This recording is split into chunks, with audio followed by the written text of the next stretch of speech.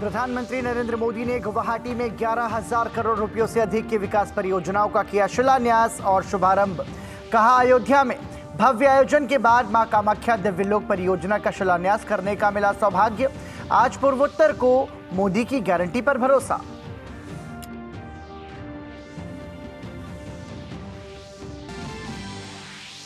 प्रधानमंत्री नरेंद्र मोदी ने एसएन गोयनका शताब्दी वर्ष समापन समारोह को वीडियो कॉन्फ्रेंसिंग के जरिए किया संबोधित। विपश्यना को बताया विश्व को प्राचीन भारतीय पद्धति की अद्भुत देन।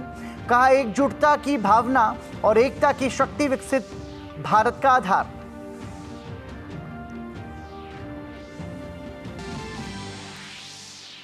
राष्ट्रपति द्रौपदी मुर्मू और केंद्रीय गृह मंत्री अमित शाह राष्ट्रमंडल अटॉर्नी और सॉलिसिटर जनरल सम्मेलन के समापन समारोह में हुए शामिल।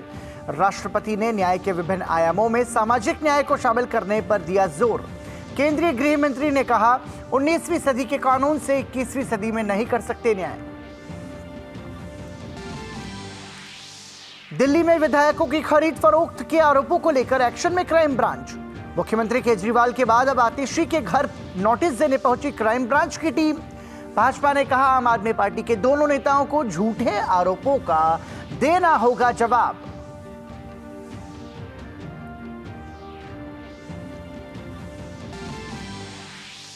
और विशाखापट्टनम टेस्ट में तीसरे दिन का खेल खत्म।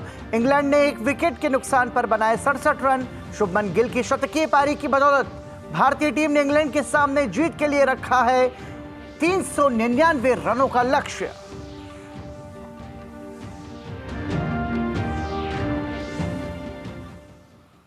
नमस्कार, आप देख रहे हैं समाचार। शाम के 7 बज चुके हैं। उत्तराखंड जल्द ही समान नागरिक संहिता लागू करने की तैयारी में है। यूसीसी को कल विधानसभा सत्र में पेश करने से पहले कैबिनेट की बैठक अब से कुछ देर पहले शुरू हो चुकी है। मुख्यमंत्री आवास में मुख्यमंत्री पुष्कर सिंह धामी की अध्यक्षता में कैबिनेट की बैठक शुरू हुई है। आपको बता दें कि विधानसभा में पेश करने के लिए यूसीसी ड्राफ्ट को कैबिनेट की मंजूरी मिलना अनिवार्य है। बैठक में मुख्य सचिव राधा रतूड़ी, कैबिनेट मंत्री और वरिष्ठ अधिकारीगण मौजूद हैं। कल से शुरू होने वाले विधानसभा के विशेष सत्र 8 फरवरी तक चलने वाला है। सदन में चर्चा के बाद समान नागरिक संहिता को पास कराना धामी सरकार की प्राथमिकता है।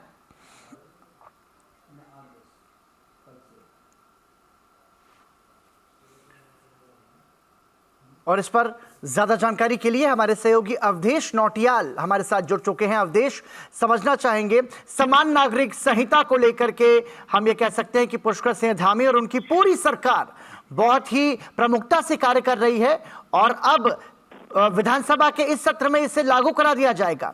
किस तरीके की सियासत इस मामले को लेकर के उत्तराखंड में? जी बिल्कुल पराक्रम, उत्तराखंड में मिलीजुली सियासत इसको लेकर देखने को मिल रही है। आज जब सुबह कार्य मंत्रणा की बैठक विधानसभा में चल रही थी तो उस बैठक में भी इसको लेकर जो है विपक्ष ने जो है तमाम सवाल खड़े किए कि पहले अभी जब तक रिपोर्ट आई नहीं तब तक कुछ कहना सही नहीं। लेकिन विपक्ष का कहना था कि लगातार जो सरकार है वो इसको लेकर जल्दी में दिख रही है और तमाम चाहे वो बसपा के विधायक हों चाहे कांग्रेस के विधायक हों, वो इसको लेकर सरकार को कटघरे में खड़ा जरूर कर रहे थे कि सरकार जो है यूनिफॉर्म सिविल कोड ला रही है, लेकिन सरकार हमें जल्दी में दिख रही है क्योंकि सरकार ने 6 तारीख को इसको लाने की बात करी और 3 दिन का सत्र है जो कि 7 को खत्म हो जाएगा। तो ऐसे में चर्चा कैसे होगी? तो उसी एकदम से जो तेजी से घटनाक्रम बदले पराक्रम, उसके बाद जो है देर शाम को कैबिनेट बैठक, जो कैबिनेट की बैठक हुई, पहले ये कैबिनेट बैठक कहा जा रहा था कि 6 तारीख की सुबह होगी और उस कैबिनेट में यूनिफॉर्म सिविल कोड आएगा। लेकिन जो तेजी से घटनाक्रम उत्तराखंड में बदले उसके बाद से एकदम से कैबिनेट की बैठक जो है अभी मुख्यमंत्री आवास पर चल रही है। इस कैबिनेट बैठक में जो कैबिनेट मंत्री धन सिंह रावत, सुबोध उनियाल, प्रेमचंद अग्रवाल सहित तमाम जो अधिकारी हैं, मुख्य सचिव हो गए और सचिव विधायी हो गए, तमाम लोग मौजूद हैं और इस पर जो है अभी चर्चा चल रही है। तमाम जो ड्राफ्ट है वो मुख्यमंत्री उस ड्राफ्ट से अवगत करा रहे हैं पूरी कैबिनेट को कि आखिर यूनिफॉर्म सिविल कोड के ड्राफ्ट में है क्या। तो तमाम अधिकारी और मंत्री उस ड्राफ्ट का अवलोकन कर रहे हैं। उसकी एक प्रेजेंटेशन वहां पर चल रही है और सभी लोग अंदर मौजूद हैं। बाहर जो है तमाम जो मीडिया के साथी हैं वो यहाँ पर खड़े हैं और इसको लेकर कहीं ना कहीं एक जो एकदम से जो घटनाक्रम बदले उसके बाद से विपक्ष भी अभी जो विपक्षी विधायक हैं, चाहे कांग्रेस की बात करें, बसपा की बात करें, उनकी भी जो विधायकों की बैठक है अपने अपने उसमें चल रही है। तो कहीं ना कहीं घटनाक्रम तेजी से बदले हैं और सरकार जो है अब इसको जो यूसीसी को है सदन के पटल पर रखने जा रही है। अवधेश, लेकिन 5 से 8 फरवरी तक ये उत्तराखंड विधानसभा का विशेष सत्र होना है। ऐसे में सरकार की प्राथमिकता है कि इसे पारित करा लिया जाए। तो बहुत संक्षेप में समझना चाहेंगे आपसे कि सरकार के सामने किस तरीके की चुनौती होगी विधानसभा में, खासतौर से उत्तराखंड को लेकर। देखिए, सरकार के सामने एक तो दोहरी चुनौती होगी, क्योंकि सभी विधायक पराक्रम, क्योंकि सरकार चाहती भी है कि इस पर जो है व्यापक चर्चा हो। सरकार ये भी चाहती है कि जो यूनिफॉर्म सिविल कोड का जो ड्राफ्ट है उस पर जो एक एक पहलू है, तमाम चीजों की चर्चा है। विपक्ष भी चाहता है कि तमाम चीजें हैं जो जिन चीजों को लेकर जो मीडिया में तमाम चीजें चल रही हैं, चाहे वो लड़कियों की शादी की उम्र को बढ़ाने को लेकर हो, या चाहे वो तलाक का मसला हो, या चाहे वो बहु शादियों का मसला हो, तमाम चीजों को लेकर हो। क्योंकि कहीं ना कहीं इस पर सवाल अभी उठ रहे हैं, क्योंकि आर्टिकल 25 जो सभी धर्मों को छूट की बात करता है, तमाम तरह की बातें विपक्ष कर रहा है। तो कहीं ना कहीं इतना आसान ये दिख नहीं रहा है, क्योंकि चर्चा होगी। और कहीं ना कहीं जो धामी सरकार है वो चाहती है कि उत्तराखंड से इसकी शुरुआत हो चुकी है, लेकिन सरकार के पास बहुमत है। विधेयक जो है सदन के पटल से पास भी हो जाएगा, लेकिन चर्चा के काफी हंगामेदार रहने के आसार हैं, क्योंकि जो तमाम विपक्ष के विधायक हैं उनका कहना है कि पहले वो ड्राफ्ट का अवलोकन कर लें, यानी सरकार। बहुत बहुत धन्यवाद अवधेश इस महत्वपूर्ण जानकारी के लिए। बिल्कुल, तो देखिए हमारे सहयोगी अवधेश नौटियाल ने महत्वपूर्ण जानकारी ये दी है कि उत्तराखंड सरकार के पास पर्याप्त बहुमत है। हालांकि ये जो 3 दिन का विशेष सत्र है ये हंगामेदार रहने के आसार बताए जा रहे हैं, लेकिन इस पर गंभीर चर्चा हो और इसे विधायी जो व्यवस्था है उस लिहाज से सही तरीके से इसे पास करा लिया जाए, ये उत्तराखंड में पुष्कर सिंह धामी सरकार की प्राथमिकता होगी। बढ़ते हैं अगली खबर की ओर। प्रधानमंत्री नरेंद्र मोदी का गुवाहाटी के खानापारा स्थित वेटरनरी कॉलेज खेल के मैदान में उमड़े जन समुदाय ने भव्य स्वागत किया। प्रधानमंत्री ने 2 दिवसीय असम यात्रा पर राज्य के विकास के लिए 11,000 करोड़ रुपयों से अधिक की परियोजनाओं का उद्घाटन और शिलान्यास किया। उन्होंने कहा कि बीते 10 सालों में असम सहित पूरे पूर्वोत्तर भारत का मौजूदा सरकार ने समुचित विकास किया है।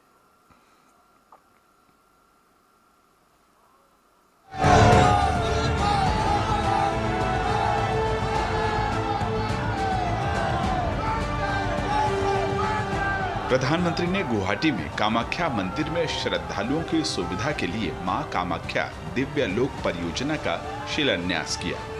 केंद्र सरकार की मदद से इस परियोजना पर 500 करोड़ रुपए खर्च होंगे। इसके पूरा होने के बाद श्रद्धालुओं को सुविधा होगी। इस दिव्य लोक की जो कल्पना की गई है, मुझे इसके बारे में विस्तार से बताया गया है। जब ये बनकर पूरा होगा तो ये देश और दुनिया भर से आने वाले मां के भक्तों को असीम आनंद से भर देगा। असम के लिए कुल 11,000 करोड़ रुपए की अधिक की लागत की 10 परियोजनाओं का शिलान्यास और उद्घाटन किया गया, जिसमें गुवाहाटी में 297 करोड़ की लागत से एकता मॉल का निर्माण शामिल है। इसमें स्थानीय उत्पादों को बिक्री के लिए एक बड़ा मंच मिलेगा। गुवाहाटी मेडिकल कॉलेज का नए सिरे से निर्माण, जिसके तहत 2,225 बेड वाला अस्पताल तैयार होगा। बराक घाटी के कोरिंगगंज में एक मेडिकल कॉलेज की स्थापना होगी। वहीं 832 करोड़ की लागत से गुवाहाटी स्टेडियम का कायाकल्प होगा। इसके अलावा 3400 करोड़ रुपए से अधिक की लागत से कई सड़क उन्नयन परियोजनाओं की आधारशिला प्रधानमंत्री द्वारा रखी गई। गोपीनाथ हवाई अड्डे से जोड़ने वाली सड़कों का शिलान्यास, वहीं 1000 किलोमीटर लंबाई की 43 सड़कों का उन्नयन शामिल है। वहीं डोलाबारी से जमुगुरी और विश्वनाथ चरियाली से गोहपुर तक 4 लेन परियोजनाओं का उद्घाटन भी प्रधानमंत्री ने किया।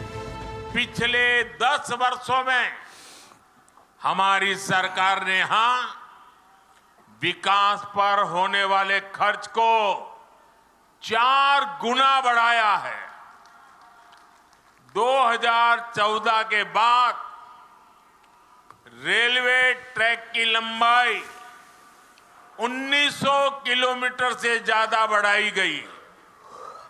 2014 से पहले की तुलना में रेल बजट करीब 400% बढ़ाया गया है। और तब तो प्रधानमंत्री आपके आसाम से चुन करके जाते थे। उससे ज्यादा काम ये आपका साथी कर रहा है। प्रधानमंत्री ने कहा कि पूर्वोत्तर में बढ़ रहा इंफ्रा और स्थायी शांति के प्रयासों ने लोगों के जीवन में रोजगार, शिक्षा और पर्यटन के नए अवसर दिए हैं। Modi ji has definitely taken Assam specifically to great heights, representing our culture, representing our weaving styles that holds our pride from the ancient times. सब कुछ अच्छा लगा। मोदी जी ने नया अभी और कुछ बनाने के लिए बोला, बनाएगा, ब्रिज बनाएगा। मोदी जी जो जो बोल रहे वो सब तो कर ही रहे। कामाख्या मंदिर हम लोग का असम का ये पवित्र धाम है, इसीलिए बहुत अच्छा लगा। You know, the Prime Minister is the only person who has looked for the Northeast, which has been neglected by other government.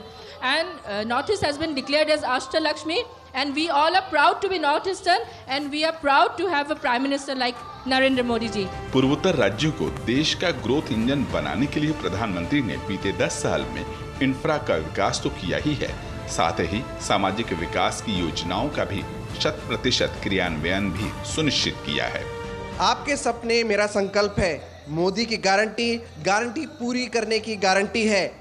इस विश्वास के साथ प्रधानमंत्री नरेंद्र मोदी ने न सिर्फ असम को बल्कि पूरे पूर्वोत्तर को आज संबोधित किया और ये कहा कि मैं चाहता हूं कि पूर्वोत्तर दक्षिण एशिया के दूसरे देशों के बराबर आकर खड़ा हो जाए ताकि भारत 2047 तक विकसित भारत बन सके। कैमरामैन आनंद के साथ मैं विशाल बैरिस्टो, डीडी न्यूज, गुवाहाटी। प्रधानमंत्री नरेंद्र मोदी ने कहा कि तीर्थ स्थल, मंदिर और आस्था के केंद्र केवल घूमने जाने के स्थान नहीं हैं। उन्होंने कहा कि ये सभी भारत की हजारों सालों की सभ्यता की यात्रा का प्रतीक है। प्रधानमंत्री ने कहा है कि स्वतंत्रता प्राप्ति के बाद जो लोग वर्षों तक सत्ता में रहे, उन्होंने पवित्र पूजा स्थलों के महत्व को कभी नहीं समझा।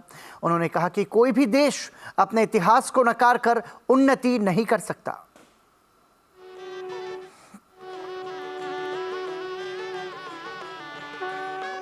हमारे तीर्थ, हमारे मंदिर, हमारी आस्था के स्थान ये सिर्फ दर्शन करने की ही स्थली है ऐसा नहीं है। ये हजारों वर्षों की हमारी सभ्यता की यात्रा की अमिट निशानियां हैं। दुर्भाग्य से आजादी के बाद जिन्होंने लंबे समय तक देश में सरकारें चलाई,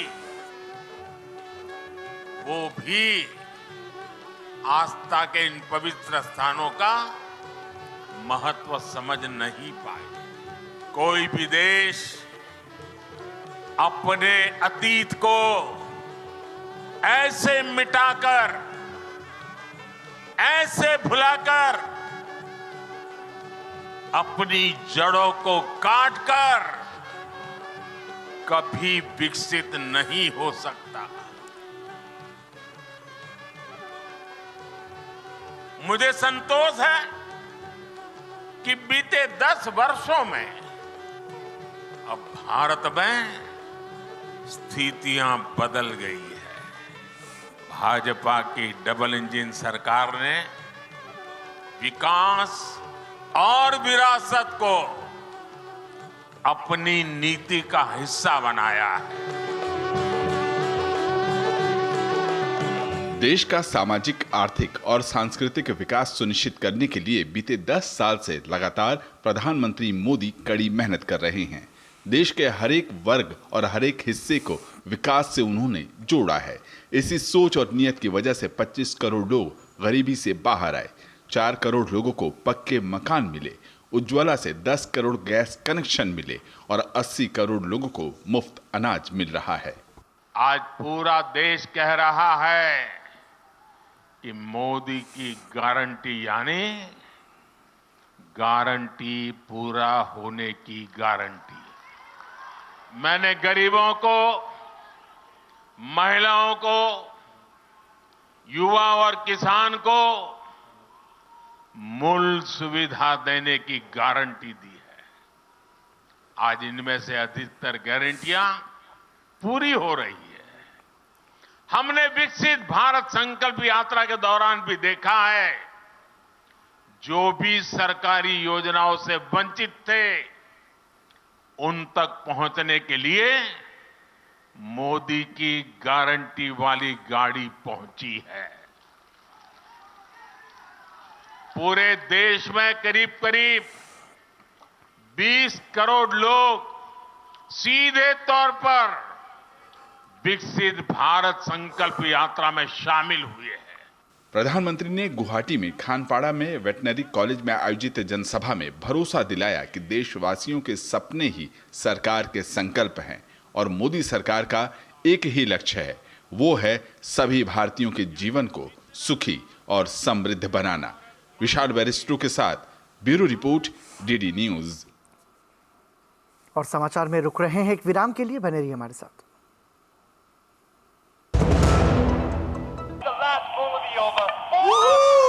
क्या लड्डू हम यहाँ बैठे बैठे पैसे बना सकते हैं।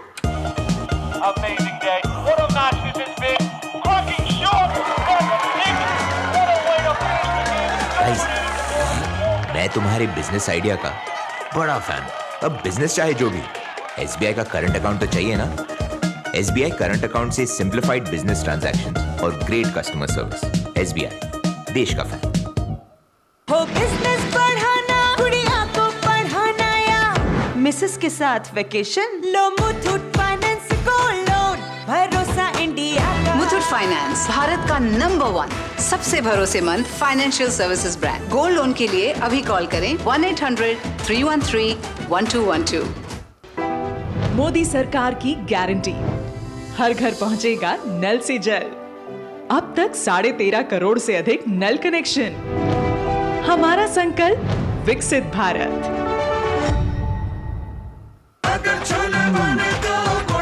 गोल्डी छोले मसाले, जहाँ जाए रिश्ते बनाए, जहाँ जाए रिश्ते बनाए, गोल्डी मसाले। लाइफ में फाइनेंशियल आजादी के लिए NPS जरूरी है। रिटायरमेंट में फाइनेंशियल आजादी रहे जारी, NPS से आज ही करे तैयारी। NPS जरूरी है। बोला कौन है? मैं पर हुआ क्या? बिजली का बिल नहीं भरा और पूछता है हुआ क्या? जल्दी से ऐप डाउनलोड कर। बिल तो भर दिया था, फिर डर क्यों रहे हो? हाँ, नकली चाकू नकली बिल। UPI कहता है कोई भी अनजान ऐप डाउनलोड ना करें, अपने पैसे का ख्याल खुद रखें। चलिए, आपको पनवेल नहीं जाना है। पनवेल? हाँ, निकलिए। सही बोला। आप भी ये जानकारी शेयर करें और अपने आसपास के भोले को बचाओ। टेक स्टार्टअप सॉलिड था, प्लान था कड़क, करना था समथिंग ग्रेट, पर शुरू से प्रॉब्लम्स ने घेरा यूं कि बिजनेस हुआ अपना लम्बेट। बिजनेस गुरु की जरूरत थी खास, सीधे गए SBI स्टार्टअप ब्रांच पे तो खुल गया success. Startup advisory and support SBI startup branch पे। एक बार फिर आपका स्वागत। आप देख रहे हैं समाचार। राष्ट्रपति द्रौपदी मुर्मू ने राष्ट्रमंडल कानूनी शिक्षा संघ CLEA राष्ट्रमंडल अटॉर्नी और सॉलिसिटर जनरल सम्मेलन के समापन समारोह को संबोधित किया। इस मौके पर गृह एवं सहकारिता मंत्री अमित शाह भी मौजूद रहे। इस सम्मेलन का विषय न्याय दिलाने में सीमा पार चुनौतियां हैं। इस सम्मेलन में अन्य मुद्दों के अलावा कानून और न्याय से संबंधित महत्वपूर्ण विषयों जैसे न्यायिक परिवर्तन और वकालत के नैतिक आयामों, कार्यकारी जवाबदेही और मौजूदा कानूनी शिक्षा में बदलाव पर विचार विमर्श किया गया। राष्ट्रपति ने अपने संबोधन में कहा कि न्याय से जुड़े अंतर्राष्ट्रीय मामलों में भारत के पास देने के लिए काफी कुछ है। उन्होंने भारत को न सिर्फ बड़ा लोकतंत्र बताया बल्कि इसे सबसे पुराना लोकतंत्र भी बताया। As many observers abroad have also noted, has emerged as a key stakeholders in the global discourse. I am confident that India has much to offer when it comes to international issues in justice delivery. India is not only the biggest democracy, but history shows that it is also the oldest democracy. With that rich and long democratic heritage, we can offer our learning in justice delivery in modern times. और केंद्रीय गृह मंत्री अमित शाह ने कहा कि आज जिस तरह से परिदृश्य बदल रहा है उसी तरह न्यायपालिका को भी बदलना होगा। उन्होंने कहा कि सीमा पार चुनौतियों को देखते हुए न्याय की पूरी प्रक्रिया में प्रौद्योगिकी का उपयोग अपनाना होगा। उन्होंने कहा कि देश में नए कानून से भारत की आपराधिक न्याय प्रणाली दुनिया की सबसे आधुनिक आपराधिक न्याय प्रणाली बन जाएगी। क्रॉस बॉर्डर चैलेंजेस के मद्देनजर टेक्नोलॉजी का जो उपयोग है इसको न्याय की पूरी प्रक्रिया में एडॉप्ट करना पड़ेगा। हम 19वीं सदी के कानून से 21वीं सदी में जस्टिस डिलीवरी नहीं कर सकते। और अब ये जो 3 कानून जिसका जिक्र सॉलिसिटर जनरल और लॉ मिनिस्टर ने किया, मैं कहना चाहूंगा कि ये 3 कानूनों के कंप्लीट इंप्लीमेंटेशन के बाद भारत की क्रिमिनल जस्टिस सिस्टम विश्व की सबसे आधुनिक क्रिमिनल जस्टिस सिस्टम बनेगी। इसमें किसी को शंका रखने की जरूरत नहीं। बिहार के दोनों नवनियुक्त उप मुख्यमंत्री सम्राट चौधरी और विजय सिन्हा ने आज दिल्ली में रक्षा मंत्री और गृह मंत्री अमित शाह से मुलाकात की। मुलाकात के बाद सम्राट चौधरी और विजय सिन्हा ने डीडी न्यूज़ को बताया कि शीर्ष नेतृत्व के साथ ये शिष्टाचार भेंट है जिसमें बिहार के विकास और संगठन पर चर्चा हुई। सम्राट चौधरी ने हमारे संवाददाता राजेश राज के साथ विशेष बातचीत में कहा कि बिहार में अपराध पर नकेल कसना हमारी प्राथमिकता है। बिहार के दोनों नवनियुक्त डिप्टी चीफ मिनिस्टर सम्राट चौधरी और विजय सिन्हा अभी दिल्ली के दौरे पर हैं और उन्होंने यहां पर बिहार बीजेपी के प्रभारी विनोद तावड़े, रक्षा मंत्री राजनाथ सिंह और गृह मंत्री अमित शाह से मुलाकात की है। हमारे साथ सम्राट चौधरी और विजय सिन्हा दोनों मौजूद हैं। हम सबसे पहले सम्राट जी से पूछते हैं, संगठन की बात और कैसे बिहार और आगे बढ़े इसका चिंता सभी नेताओं ने किया है और जो हमारा कमिटमेंट है 2020 का, उस कमिटमेंट को पूरा करना है। मंडल विस्तार को लेकर के काफ़ी चर्चाएं हो रही हैं। उसकी जरूरत तो है नहीं, 9 आदमी सरकार में हैं, जरूरत पड़ेगा जरूर करेंगे। ये माननीय मुख्यमंत्री जी को तय करना है। क्या प्राथमिकता होगी बिहार की? प्राथमिकता है बिहार में नौजवानों को रोजगार, अपराधी को रोड पे नहीं रहने देना। और ये जो गुंडागर्दी करते हैं राजद वाले लोग, इसका इलाज मैं जानता हूं।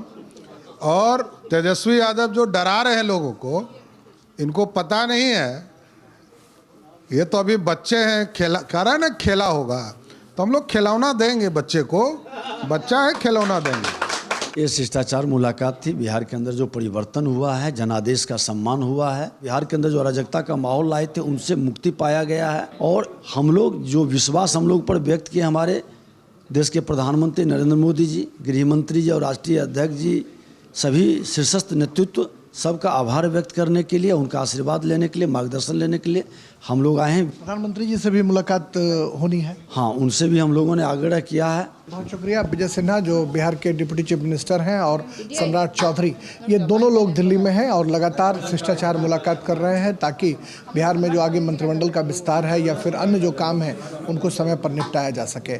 कैमरामैन राजेश शर्मा के साथ राजेश राज, डीडी न्यूज़, दिल्ली। बिहार के प्रसिद्ध टिकुली कलाकार अशोक कुमार विश्वास को कला के क्षेत्र में उनके अद्वितीय योगदान के लिए पद्मश्री से सम्मानित किया गया है। उन्होंने लुप्त हो रही टिकुली कला के उत्थान में महत्वपूर्ण योगदान दिया है। पटना से देखिए हमारे संवाददाता कुमार आलोक की ये खास रिपोर्ट।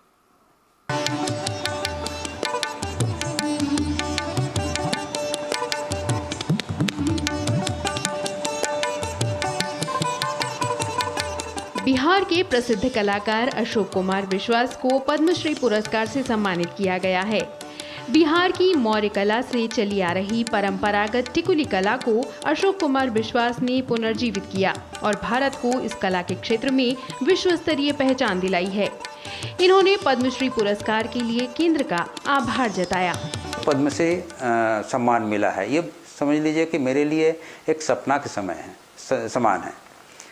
मैं कभी सोच भी नहीं पाया था कि पद्मश्री से मुझे सम्मानित किया जाएगा। इसके लिए मोदी सरकार को मैं धन्यवाद देना चाहता हूं, क्योंकि इस छोटे से जगह से निकल करके बिहार की सुंदर कला को पूरा दुनिया भर में फैला सके और ये सम्मान मिलने से इस कला का एक पहचान बना पूरा दुनिया भर में। मुझे उम्मीद है कि जो भी इस कला से जुड़े हुए हैं उनको और बहुत आगे बढ़ने का मौका मिलेगा। अशोक कुमार विश्वास ने न सिर्फ इस कला को स्वयं जीवित रखा है, बल्कि वे करीब 8000 महिलाओं को इसकी ट्रेनिंग भी दे रहे हैं। इनकी 9 अभ्यर्थी राज्य स्तर पर पुरस्कार प्राप्त कर चुके हैं। पटना से करीब 12 किलोमीटर दूर नासरीगंज गांव में उनका छोटा सा कमरा ही उनका प्रशिक्षण केंद्र है। यहीं पर राज्य भर की महिलाएं इनसे टिकुली कला सीखने आती हैं और अपनी आजीविका कमाती हैं। 1993 से दीघा से लेकर के दानापुर तक बहुत सारे ऐसा ग्रुप है जिसको तैयार किए और ऐसे महिलाओं को हम वहाँ ट्रेनिंग देने लगे जो आर्थिक रूप से पिछड़े हुए थे और जिनको पेंटिंग के प्रति रुझान था। तो मैंने फ्री ऑफ कॉस्ट उन लोगों को ट्रेनिंग देना स्टार्ट किया और करीब करीब आज तक 50 वर्षों में आज तक हम करीब 8000 महिलाओं को ट्रेनिंग दे चुके हैं। बहुत सारे महिला जो मेरे साथ जुड़े हुए हैं और इस काम को कर रहे हैं और बिहार की इस कला को आगे बढ़ा रहे हैं। अशोक कुमार विश्वास ने कहा कि लंबे संघर्ष और मेहनत के बाद उन्हें ये मकाम हासिल हुआ है। उन्होंने अपनी सफलता का श्रेय परिवार को दिया। गर्व तो बहुत होता है क्योंकि सबसे है कि लोग इतने नीचे से उठ के, इतना कम गरीबी से उठ के आज इस तक पहुंच जाएंगे, ये कभी भी सोचे नहीं थे। कुछ सालों पहले तक टिकुली कला लगभग लुप्त होने की दहलीज पर थी, लेकिन अब राज्य में इसे पुनर्जीवित किया जा रहा है। दरअसल टिकुली कला, मधुबनी कला, पटना कलम कला और लकड़ी पर तामचीनी पेंट का इस्तेमाल करने की कला तकनीकी परंपराओं का मिला जुला स्वरूप है। डेरियो सोन के रहने वाले अशोक कुमार विश्वास ने इस कला को फिर से पुनर्जीवित करने का बीड़ा उठाया और आज ये कला सिर्फ देश ही नहीं बल्कि विदेशों में भी जलवे बिखेर रही है। उनकी इसी उपलब्धि को ध्यान में रखकर केंद्र की मोदी सरकार ने उन्हें पद्मश्री अवार्ड से नवाजा है। कैमरामैन अरविंद के साथ कुमार आलोक, डीडी न्यूज, पटना। केंद्रीय आयुष राज्य मंत्री डॉक्टर महेंद्र मुंजापारा ने आज दिल्ली में आरोग्य मेले का निरीक्षण किया। भारतीय परंपरागत दवाइयों का जिक्र करते हुए डॉक्टर मुंजापारा ने कहा कि इसके प्रचार प्रसार और उपयोग के लिए आयुष मंत्रालय की तरफ से कई प्रयास हुए। उन्होंने कहा कि इसके लिए आधारभूत ढांचा भी विकसित किया गया है। वहीं अन्य प्रवक्ताओं ने भारतीय दवाओं के लाभ को आए लोगों से साझा किया। आज मिनिस्ट्री ऑफ आयुष के द्वारा नेशनल आरोग्य फेयर का जो आयोजन किया गया और वैसे भी 2014 से पहले आयुष एक हेल्थ मिनिस्ट्री का सिर्फ डिपार्टमेंट रह के छूट गया था और उसमें कुछ प्रगति नहीं था। लेकिन प्रधानमंत्री नरेंद्र भाई मोदी ने जैसे चार्ज संभाला तो आयुष को एक फुल फ्लेज मिनिस्ट्री का स्वरूप दिया है और आयुष में आयुर्वेदिक, होम्योपैथी, यूनानी, सिद्धा, स्वारिपा, योग और नेचुरोपैथी ये सब चीज़ आती है और prevention is better than cure.